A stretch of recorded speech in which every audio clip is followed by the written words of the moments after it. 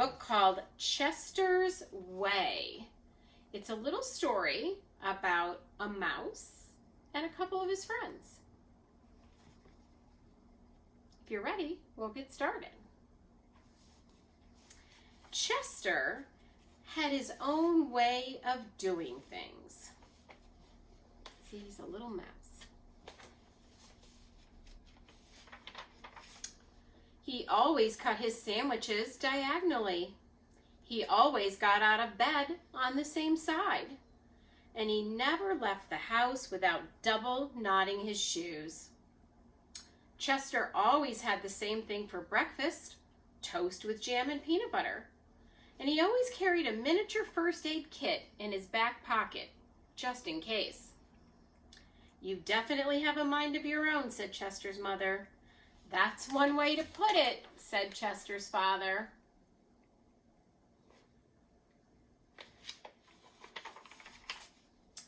Chester's best friend, Wilson, was exactly the same way. That's why they were best friends. Chester wouldn't play baseball unless Wilson played, and they never swung at the first pitch or slid head first. Wilson wouldn't ride his bike unless Chester wanted to, and they always used their hand signals. If Chester was hungry, Wilson was too, but they rarely ate between meals. "Some days I can't tell those two apart," said Wilson's mother. "Me either," said Wilson's father. Chester and Wilson, Wilson and Chester. That's the way it was.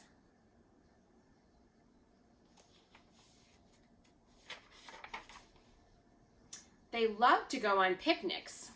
Once, when Wilson accidentally swallowed a watermelon seed and cried because he was afraid that a watermelon plant would grow inside him, Chester swallowed one too.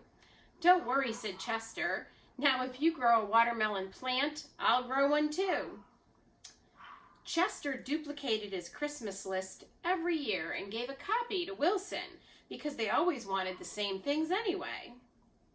For Halloween, they always dressed as things that went together: salt and pepper shakers, 2 mittens on a string, ham and eggs. "They really are 2 peas in a pod," said Chester's mother. "Looks like it," said Chester's father.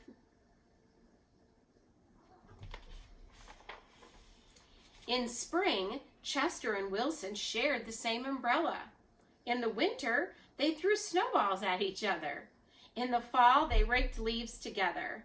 And in summer, they reminded each other to wear sunscreen so they wouldn't burn. See Chester and Wilson under the same umbrella, going down the sled, raking leaves and laying in the sun.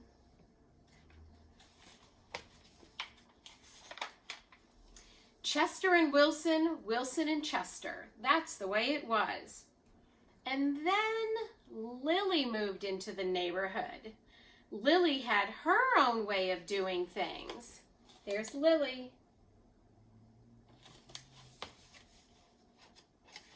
I wonder what's going to happen now that Lily's in the neighborhood. She wore Band-Aids all over her arms and legs to look brave. She talked backwards to herself sometimes so no one would know what she was saying. And she never left the house without one of her nifty disguises. Lily waved at all the cars that passed by, even if she didn't know who was in them. And she always carried a loaded squirt gun in her back pocket, just in case. "She definitely has a mind of her own," said Chester. "That's one way to put it," said Wilson.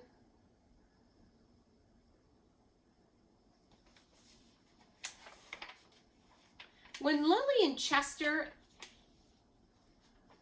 asked to play, they said they were busy. When she called them up on the phone, they disguised their voices and said they weren't home. If Lily was walking on one side of the street, Chester and Wilson crossed to the other side and hid. "She's something else," said Chester. "Looks like it," said Wilson.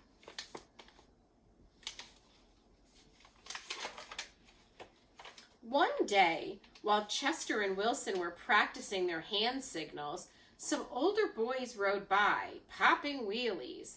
They circled Chester and Wilson and yelled personal remarks. Chester and Wilson didn't know what to do. Just when they were about to give up hope, a fierce-looking cat with horrible fangs jumped out of the bushes and frightened the older boys away. Who do we think the cat was? Who liked to wear disguises? Are you who I think you are? Chester asked the cat. Of course, the cat replied. Thank you, Lily, said Chester. You're welcome, Chester, said Lily. Thank you, Lily, said Wilson. You're welcome, Wilson, said Lily. I'm glad you were wearing a disguise, and I'm glad you had your squirt gun. I always do, said Lily, just in case.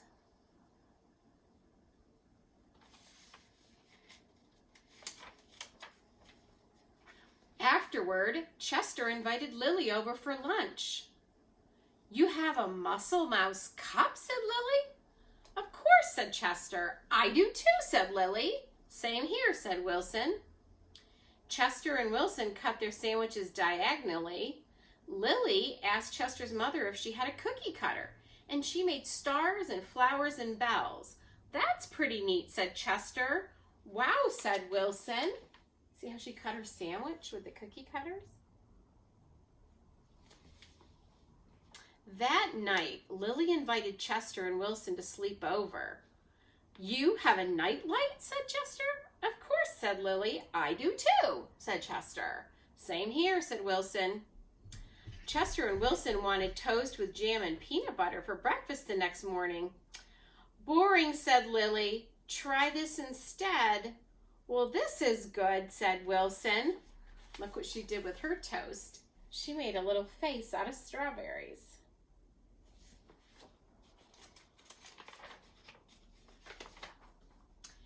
After that, when Lily asked Chester and Wilson to play, they said yes. When she called them on the phone, they had great conversations. And if Lily was walking on one side of the street, Chester and Wilson waved and ran to catch up with her. Chester and Wilson taught Lily hand signals, and she taught them how to pop wheelies. Lily taught Chester and Wilson how to talk backwards, and they taught her how to double knot tie her shoes.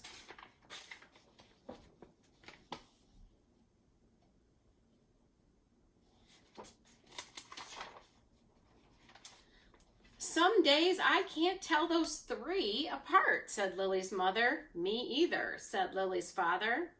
Chester and Wilson and Lily, Lily and Wilson and Chester. That's the way it was. For Halloween, they dressed as the three blind mice. For Christmas, Lily gave Chester and Wilson nifty disguises, and they gave her a box of multicolored shoelaces, extra long for double knotting. They loved to go on picnics.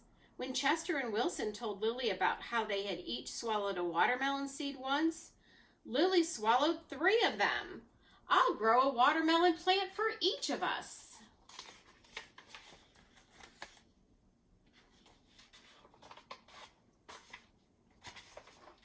In spring, Chester and Wilson and Lily shared the same umbrella. In winter, they never threw snowballs at each other. In fall, they raked leaves together.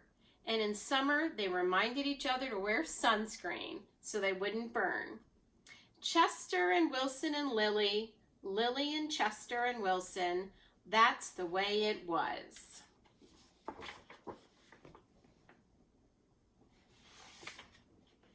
And then Victor moved into the neighborhood.